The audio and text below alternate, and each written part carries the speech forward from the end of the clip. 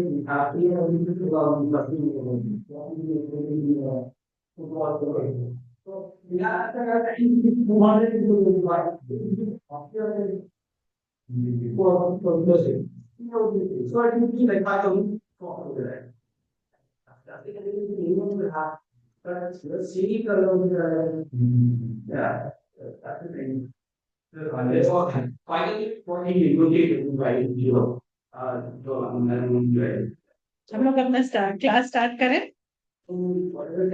M I audible? मेरी आवाज आ रही है? हाँ मैम।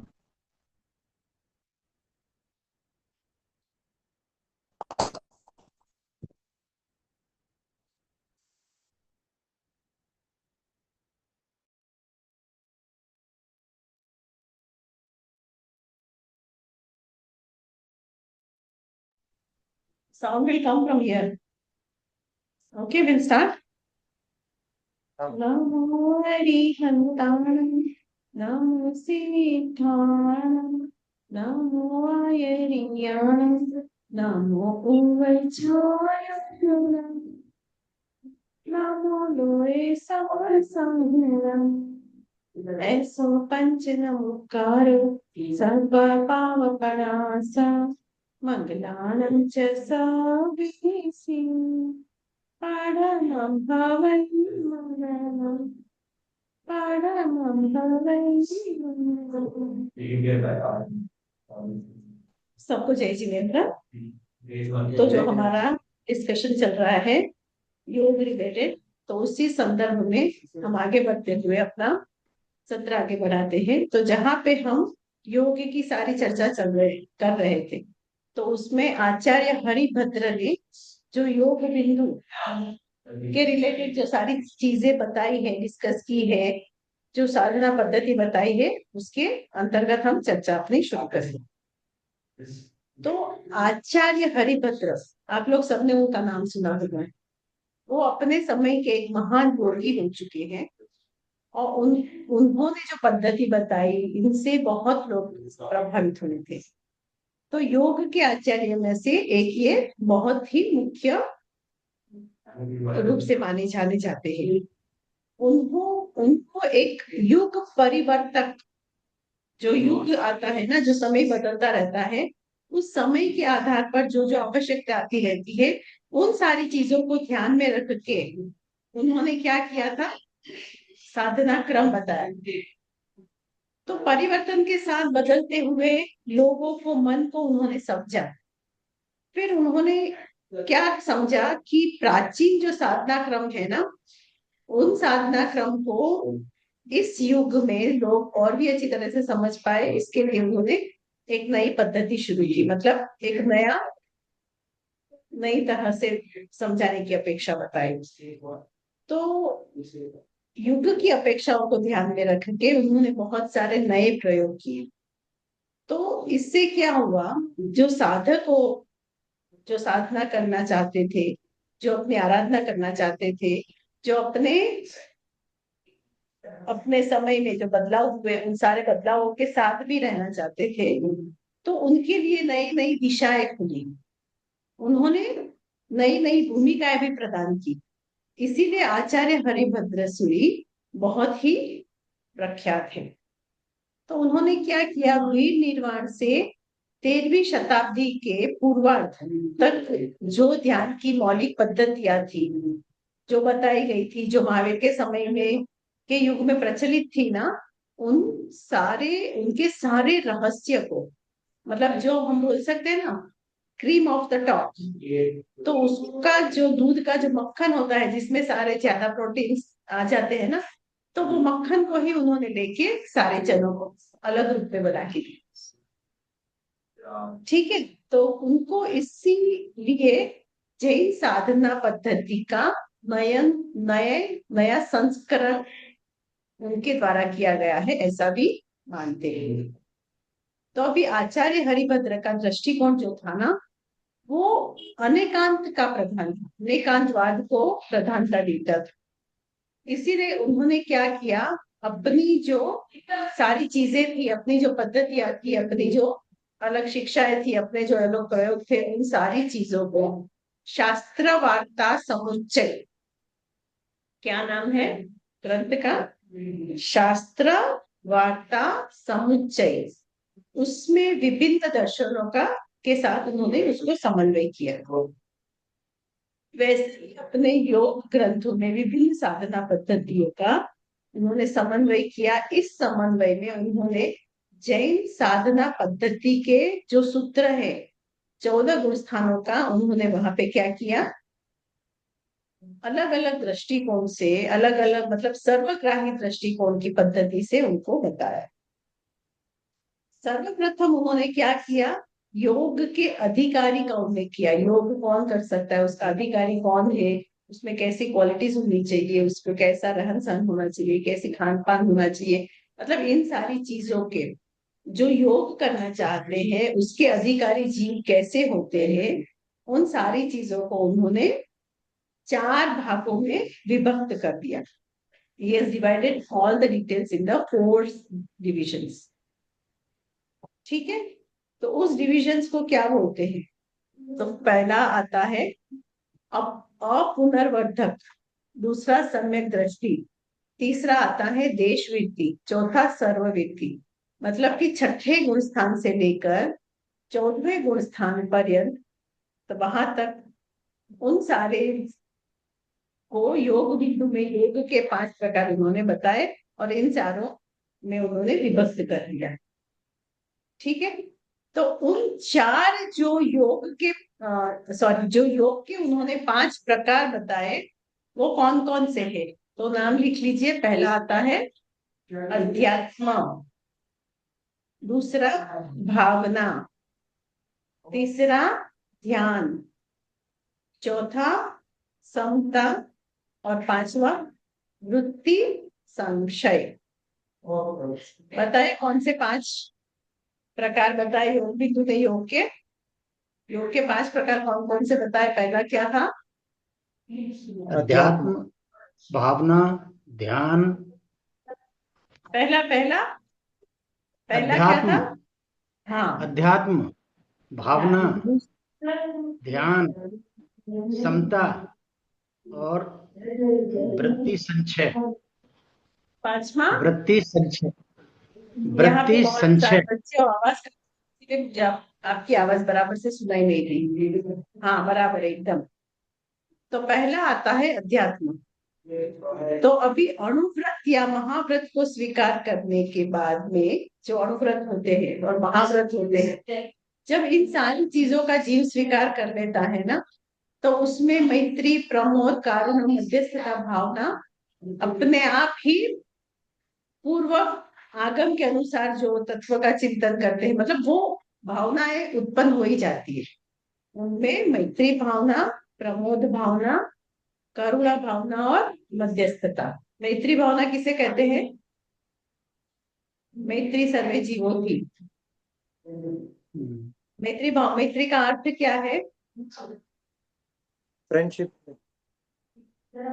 परस्पर परस्पर ग्रहो जीवनानाम, परस्पर ग्रहो जीवनानाम।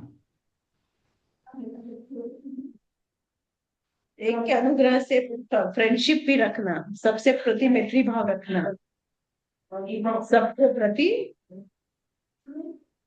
Helping hand can be always ready रहना, मैत्री सर्वे जीवों की। तो मैत्री। फिर प्रमोद किसे कहते हैं?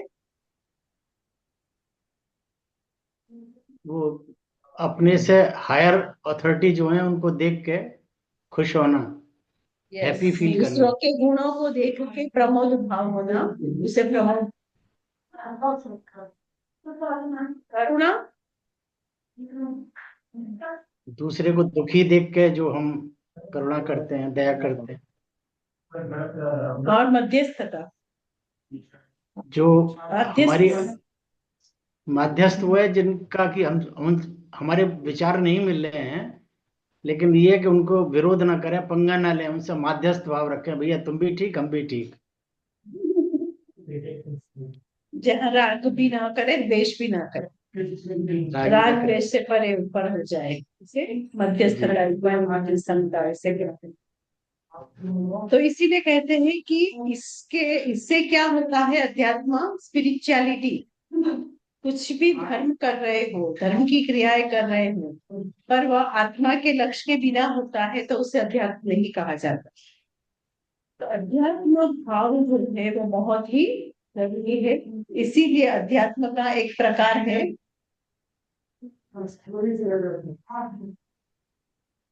एक प्रकार के रूप में बताया है सबसे पहला। उसके बाद भावना, कंटेम्पलेशंस, वो कितनी प्रकार की होती है? भावना, मैत्री, प्रमोद, कारण, मध्यस्थता ऊपर बता दिया। बाकी के कितनी रही?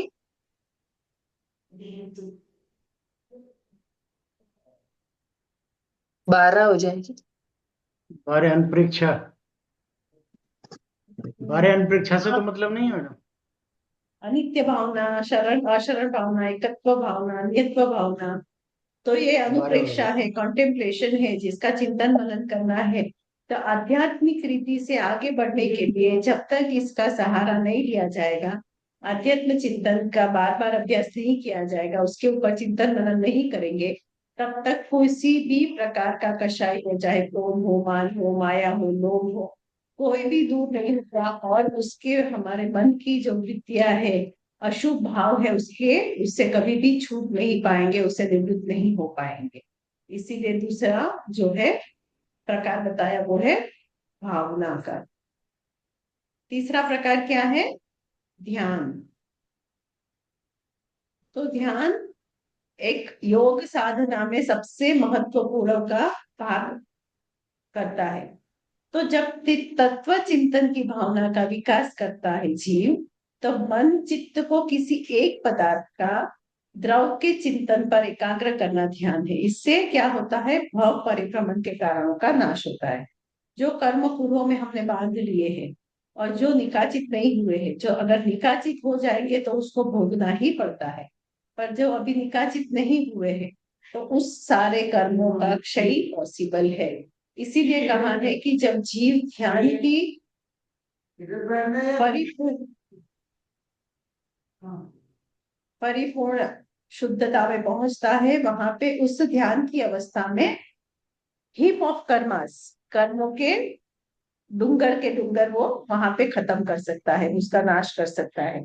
तो यहाँ पे ध्यान से क्या होता है, आत्मा का चिंतन करता है, और वो चिंतन करने की भावना जब उसमें आती है और उससे जो उसका विकास होता है, उसका मन चित्त किसी एक ही पदार्थ को उसके चिंतन पर एकाग्र रहता है, और इसी से बहुत सारे कर्मों का नाश भी हो सकता है। नेक्स्ट क्या बताया है, समता। समता का मतलब क्या है,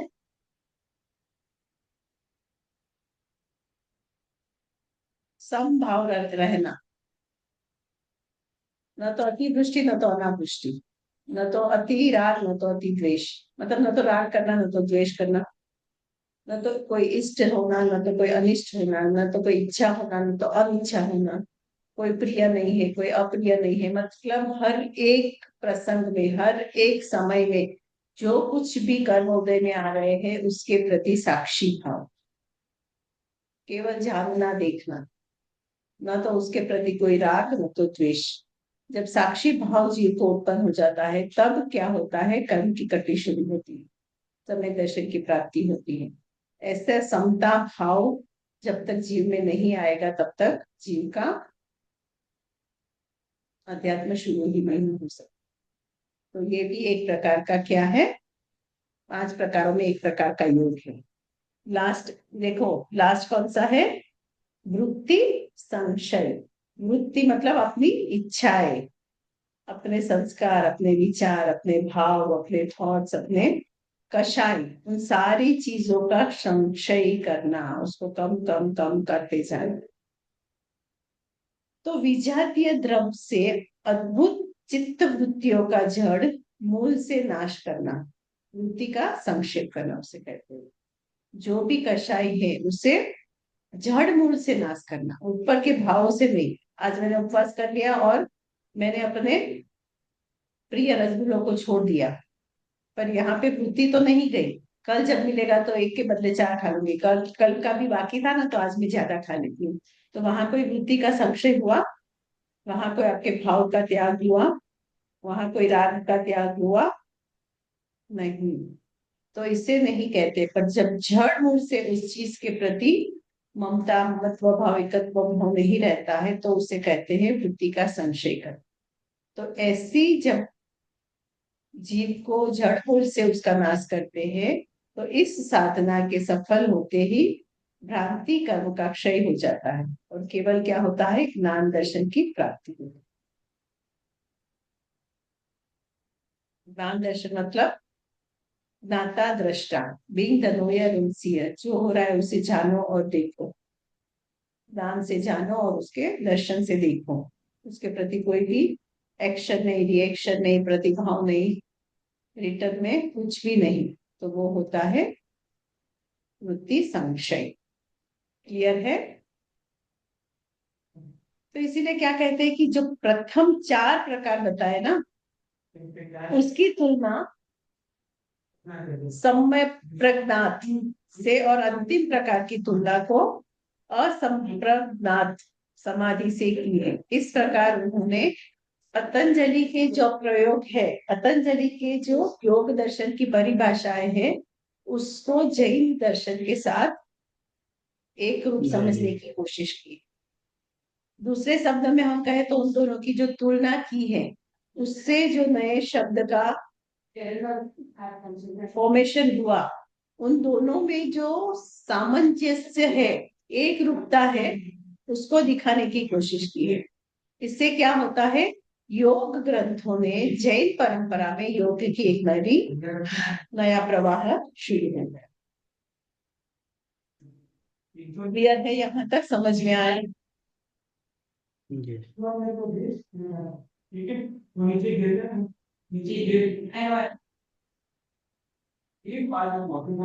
अब क्या कहते हैं आचार्य हरिभद्र और योग दृष्टि समुच्चय।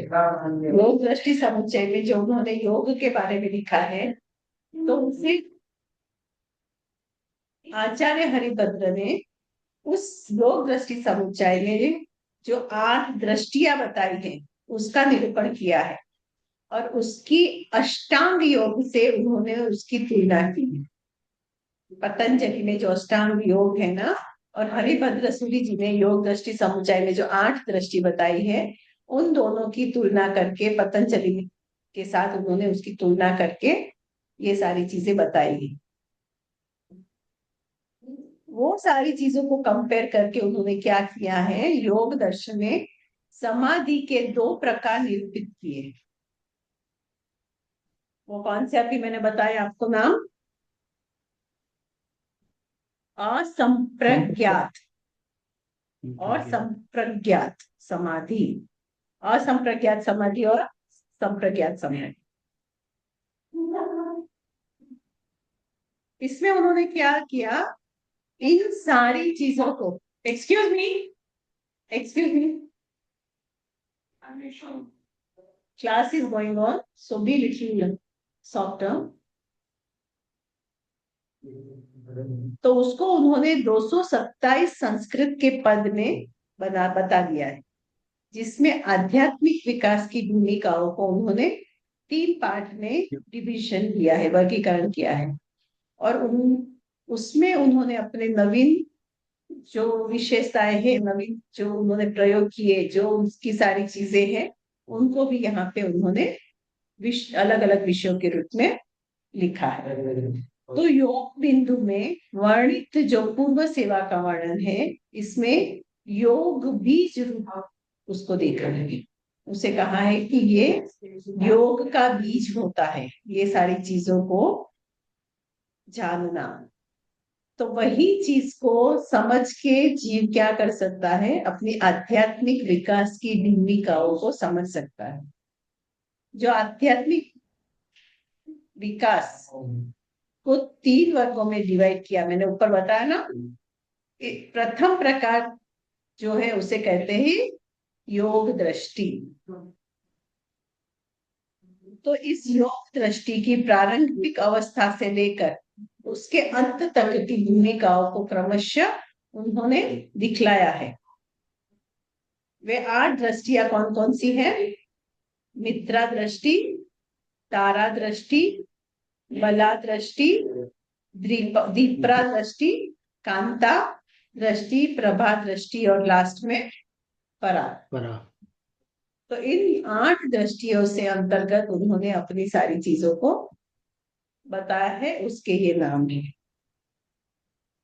ठीक है, बताइए कौन कौन सी 8 दृष्टियां हैं? जितेंद्र जी, समता जी, who is Samta? I mean, where is समता? जितेंद्र जी, स्वरूप जी, all of you are with us. Priya ji, बताइए क्या 8 दृष्टि के 8 नाम क्या क्या है? समता जी, are you with us?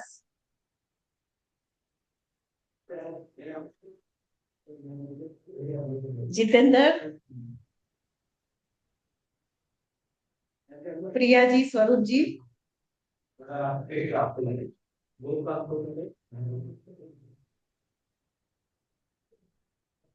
any one of you from 4 of you? बताइए प्रिया जी 8 दृष्टि के नाम। नोट डाउन नहीं किया, अनिल जी, बोलो उसको। अनिल जी आप बताइए, सुन लीजिए आप 8 दृष्टि के नाम बताइए। मित्रा, तारा, बला, दीप्रा, स्थिरा, कांता, प्रभा और परा। देख के बता रहे हैं मैडम। हाँ, एक बार और बता दीजिए धीरे धीरे, तो वो लिख पाए प्रिया जी। मित्रा, तारा, बला, दीप्रा, स्थिरा, कांता, प्रभा और परा। ये 8 प्रकार की दृष्टि। मतलब अष्टांग योग के ही वो नाम बदल दिए, चीज वही है।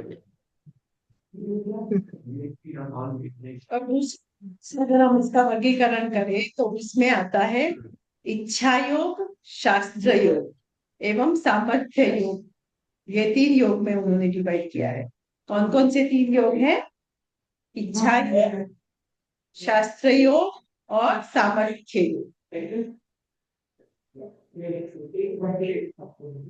पहले उन्होंने 8 दृष्टि के अंतर्गत बताया। दूसरा प्रकार से उन्होंने वर्गीकरण कैसे किया? 3 योग, इच्छा योग, शास्त्र योग और सामर्थ्य योग। और तृतीय प्रकार में उन्होंने योगाधिकारी के रूप में उसे गोत्र योगी, कुल योगी, प्रवृत्त चक्र योगी और सिद्ध योगी, इन सारी चीजों का वर्णन किया है। तीसरे प्रकार के योगाधिकरण में उन्होंने क्या किया है? गोत्र योगी, कुल योगी, प्रवृत्त चक्र योगी और सिद्ध योगी, इन चारों का वर्णन किया है। पहले में ये तो दिया नहीं मैडम, पीडीएफ में तो दिया नहीं है ये सब जो आप बता रही हैं अभी। कैसे नहीं दिया है? दिया है ना मैंने। आपने ये वो चीज नहीं है। योग का जो पीडीएफ दिया था ना, योग दृष्टि समुच्चय नहीं, हरिभद्र जी की, उसका प्रिंट आउट लिया? वो कौन जी सा हाँ। है बोलूं आपको? इसमें नोट्स में जो मैंने व्हाट्सएप में हाँ। भेजा है उसमें 8 दृष्टियां का प्रकार दिया हुआ है, मित्रा तारा, दूसरे प्रकार के वर्ण। हाँ दिया है मैडम, दिया है। ये जो है ना फाइल, मिल अभी देखो, फाइल मैंने वापस हाँ, टैग की, उसमें है। है। ठीक है। जी। तो इस प्रकार प्रथम वर्गीकरण में 8 दृष्टियों को जो उन्होंने बताया, उसको 14 गुणस्थान की योजना के साथ उन्होंने समझाया है। तो इस ग्रंथ पर सर्वत्र ग्रंथकार ने सर्वोप्रज्ञवृत्ति रची है, जो कितने श्लोक की है? 1175 श्लोक की है। और इस ग्रंथ पर एक और वृत्ति की रचना हुई है, जिसके लेखक सोम सुंदर सूरी के शिष्य साधु राजगणी है। और ये ग्रंथ कितने श्लोक प्रमाण है? 405, 405। ये मैडम, ये क्लियर है? गोत्र मिला? योगी नहीं मिला मैडम। ये गोत्र योगी, कुल योगी, प्रवर चक्र योगी, ये तो याद भी नहीं रहेंगे, या जब तक इनका कंसेप्ट या तो बताइए क्या है ये, मतलब हाँ, क्या वो हुआ इनसे। पूरी चीजें आएगी, पूरी चीजें आगे आएगी। हर एक चीजें एक एक बाई एक सब हम डिस्कस करने वाले। जी। ठीक है। सिद्ध योगी तो पता है, हम्म। गोत्र, गोत्र क्या होता है, कुल क्या होता है, वो सारी चीजें हम आगे डिस्कस करेंगे, डोंट वरी। ठीक है। मिल ठीक। गया ना फिर आपको जी। वो नोट्स में? मिल गया, मिल गया। मिल गया, ठीक है। अब नेक्स्ट टॉपिक आता है जैन योग और अध्यात्म विकास। अध्यात्म विकास में जैन योग कैसे उन दोनों को एक रूप होता है, उसके बारे में।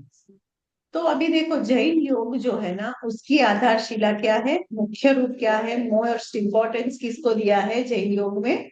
आत्मा के, आत्मा के प्रति ही बात होती है, आत्मा के इर्द गिर्द ही बात होती है, और आत्मा के लिए ही बात होती है, और आत्मा को मुक्त करने की ही बात होती है। तो यही जो बात चलती है उसे कहते हैं अध्यात्म विकास। जब स्पिरिचुअल डेवलपमेंट करना है तो आपको किसका करना है? शरीर का करना है? ये जन्म का करना है? नहीं, आत्मा के रिलेटेड, आत्मा का करना है। और मैं जो हूँ वो शुद्ध स्वरूप शांत आत्मा हूँ, तो उस चीज को लेके ध्यान में रख के उसकी आध्यात्मिकता का पूर्ण तक पहुंचना, यानी कि मोक्ष होना, यही उसकी आधारशिला है, आत्मा। फिर कहते हैं कि आत्मशक्ति का विकास ही जैन साधना पद्धति का फलित है, मतलब उसका मेन फ्रूट चाहिए। तो आत्मशक्ति का विकास, आत्मा की प्राप्ति होना, आत्मा को मोक्ष तरफ ले जाए। तो इस विकास अवस्था में जीव का जो उत्थान और पतन जो होता रहता है ना, वो स्वाभाविक है। जैसे जैसे जीव के भाव बदलते हैं, उसी प्रकार उसका उत्थान होता है, और जैसे वो भाव गिरते हैं तो उसका पतन भी होता है। मतलब उत्थान पतन चलते रहता है, जब तक कि शायद सम्यक न हो जाए, जब तक कि मोक्ष को प्राप्त न हो जाए। तो इस तरह कहते हैं कि आत्मशक्ति की इस विकास विकसित तथा अविकसित अवस्था को ही जैन योग में किस नाम से जाना जाता है? गुण स्थान। बराबर है? ये तो सब आप जानते हो कि जो आत्मा की अवस्थाएं होती है उसी को पहले गुण स्थान से 14वें गुण स्थान तक की बातें के रूप में समझा जाता है। और क्रमशः क्या होता है, इन गुण स्थान पर जब जीव चढ़ता है तो वो आत्म विकास की ओर बढ़ता है। तो संसार में ऐसा कोई भी प्राणी नहीं है जो सर्वथा अविकसित हो। विकसित हो है, एक इंद्रिय वाला हो, दो इंद्रिय, बे इंद्रिय, तीन इंद्रिय, चौर इंद्रिय, पंचेंद्रिय, मतलब कुछ न कुछ अवस्था से नीचे के जीव से वो ज्यादा विकसित है। या तो नित्य निगोद से आया हुआ है तो भी वो विकसित ही है ना, सम पॉइंट ऑफ व्यू से। चलो पूर्ण रूप से विकसित नहीं है पर थोड़े पार्ट से तो वो विकसित ही माना जाता है। तो इस तरह कहते हैं कि वो जीव की जो अवस्था विकसित की चलती है उसे ही आत्म विकास कहते हैं। तो विकास की कुछ न कुछ किरण हर आत्मा की विद्यमान रहती है। हर आत्मा में ये गुण विद्यमान ही है, भले ही वो एक इंद्रिय हो, भले ही वो दो इंद्रिय हो, तीन इंद्रिय वाला हो या चार इंद्रिय वाला हो, कुछ भी हो, या चाहे वो अभव्य भी हो, पर फिर भी उसका विकास हो रहा है। अभवी जो है उसकी पूर्णता तक नहीं पहुंच पाता, पर वहां जहां था वहां से वो आगे बढ़ा हुआ जरूर से ही होता है। तो इस प्रकार क्या कहते हैं, संसारी जीवों में इंद्रिय सत्ता की विद्यवता के कारण गुणस्थान का प्रारंभ बिंदु वही होता है। तो शरीरधारी जीवों में ऐसा कोई वर्ग नहीं है जो गुणस्थान से बाहर है। तो क्षयोपशमता के कारण विकास अवस्था में उत्थान पतन के क्रमों को पार कर अंत में जीव कर्मों का संपूर्ण क्षय कर देता है। तब वो निर्मल हो जाता है, निष्कलंक हो जाता है, कर्म रहित हो जाता है, तो उस स्थिति को वो प्राप्त कर सकता है। तो इस प्रकार जो क्रम से आगे जीव बढ़ रहा है, जो अवस्थाओं को प्राप्त कर रहा है, उसके गुणों को प्राप्त कर रहा है, तो उसे गुणस्थान कहते हैं। तो दूसरे शब्द में हम ये भी कह सकते हैं कि ये जो विकास क्रमिक चल रहा है ना, उसका पारिभाषिक नाम तो हम चलो गुणस्थान कहेंगे, पर उसका अर्थ है कि अनेक गुणों को प्राप्त कर रहा है, अनेक गुणों का स्थान वहां पे मिल रहा है। यानी कि आत्मिक शक्ति के स्थान अथवा आत्म विकास की जो अवस्थाएं हैं वो बहुत आगे बढ़ रही है। समझ में आया? यहाँ तक क्लियर है आप लोगों को? अभी गुणस्थान की ब्रीफ में हम थोड़ी चर्चा करेंगे। कितना समय बाकी है अपनी मीटिंग में? 7 मिनट बाकी है, कोई बात नहीं, चलेगा। तो जैन धर्म के अनुसार जो आत्मिक विकास है उसकी सीढ़ियां जो है, उसके स्टेप्स जो है, उससे गुणस्थान कहते हैं। तो आप लोग ने गुणस्थान के बारे में तत्पर सूत्र में भी पढ़ा होगा, ये अभी नहीं पढ़ा था आया। कि नहीं? अभी नहीं ये आया? अभी नहीं आया।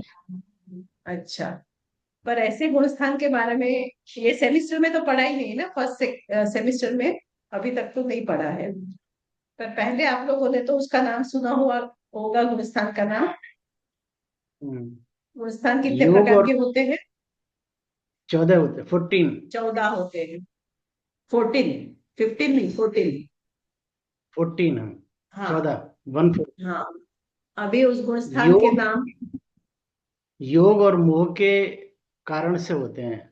योग और मोह वेरी का कॉम्बिनेशन प्रोसेस होता 14 प्रकार के नाम खाली जानते हो आप लोग? बाय हार्ट नहीं हो तो किताब में देखो। पहला गुणस्थान कौन सा है? मिथ्या दृष्टि। ये आपको पढ़ाया जाएगा, तत्पर सूत्र में भी आएगा आप लोग को। दूसरा है सास्वादन। तीसरा गुणस्थान है सम्यक मिथ्या दृष्टि, मिश्र भी कहते हैं। है। फिर अविरत सम्यक दृष्टि, देश विरत, विरता विरत,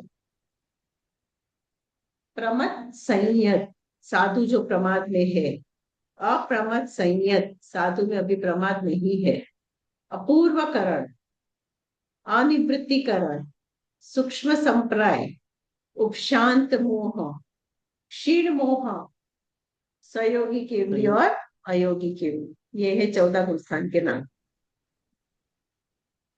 पढ़िए और एक बार अनिल जी, धीरे धीरे एक एक एक के बाद एक सारे 14 गुणस्थान पढ़िए। नाम? मिथ्या दृष्टि, सास्वादन, सम्यक मिथ्या दृष्टि, अवरत सम्यक दृष्टि, देश विरत, विरत अविरत, प्रमत्त संयत, अप्रमत्त संयत, अपूर्वकरण, अनिवृत्तिकरण, सूक्ष्म संप्राय, उपशांत मोह, क्षीण मोह और संयोग केवली और अयोग केवली। यस। तो पहले से जब जीव चल रहा है तो दूसरा जो गुणस्थान है उसमें नहीं चलता है। दूसरा गुणस्थान जो है जब जीव 11वें से गिरता है ना, या ऊपर से कभी भी गिरता है, तब उसको सास्वादन कहते हैं। जब जो आपने चखा हुआ था, आपने सपोज खीर खाई हुई थी, फिर आपको तबीयत अच्छी ना होने के कारण जब खीर की उल्टी कर देते हो, निकाल देते हो शरीर से, तो उसका जो स्वाद रह जाता है ना, वैसे सम्यक्त्व जो है उसका पतन हो जाता है। वो नष्ट हो जाने के बाद उसका जो थोड़ा स्वाद रह जाता है जीव में, उस गुण स्थान में, वो सास्वादन है। ठीक है। तो इन सारे गुण स्थानों की चर्चा यहाँ पे तो हम नहीं कर सकते, पर आपको दूसरे सब्जेक्ट में डिटेल में कराई जाएगी। तो यहाँ पे आपने गुण स्थान को जानना क्यों है, क्योंकि उनको क्या किया है आचार्य ने, उसके साथ योग को भी समझाने की कोशिश की है, इसीलिए हम लोग उसको केवल मोटे मोटे रूप से नाम से जानने की यहाँ पे कोशिश कर रहे हैं। तो इन 14 गुण स्थान में प्रथम 3 का अंतर्भाव बहिरात्मा में होता है। बहिरात्मा, अंतरात्मा और परमात्मा, जो 3 डिविजन्स होते हैं ना, उसमें जब जीव के भाव बाहर की तरफ ही ज्यादा है, उसके भाव अंदर आत्मा की तरफ नहीं पलटे हैं, तब उस जीव को कहता है बहिरात्मा। तो पहले 3 जो है गुण स्थान, मिथ्या दृष्टि, स्वासादन, सम्यक मिथ्या, मिश्र दृष्टि, तो वो तीनों में क्या होता है, उसके बहिरात्मा में भाव होते हैं। क्योंकि इन अवस्थाओं में जीव क्या करता है, अपने कषायों में ही रहता है, उसे उसी में ही मजा आता है, अपने कषाय करने में ही उसको आनंद होता है। फिर चौथे से लेके 12वें गुण स्थान तक उसको अंतरात्मा में कहा जाता है, क्योंकि अभी उसकी चौथे में तो मतलब कि सम्यक दृष्टि की प्राप्ति हो जाती है, तो वहां से जीव के भाव एकदम बदल जाते हैं। जो पहले बाहर भटकता था, बाहर रखड़ता था, बाहर के विषय कषायों में, विषय में जिसको आनंद आता था, अब वो अपना उनकी वृत्ति बदल गई है, अब वो अंतर आत्मा में रहने का ज्यादा प्रयास करता है और वहां पे ही उसका ग्रोथ होता है। तो चौथे से लेके 12वें गुण स्थान तक जो उसके भाव होते हैं, उन सारे भावों के विभिन्न अवस्थाओं को किसने कहा है, अंतरात्मा, अंतर्भाव, अंतरात्मा भाव में होता है। ठीक है।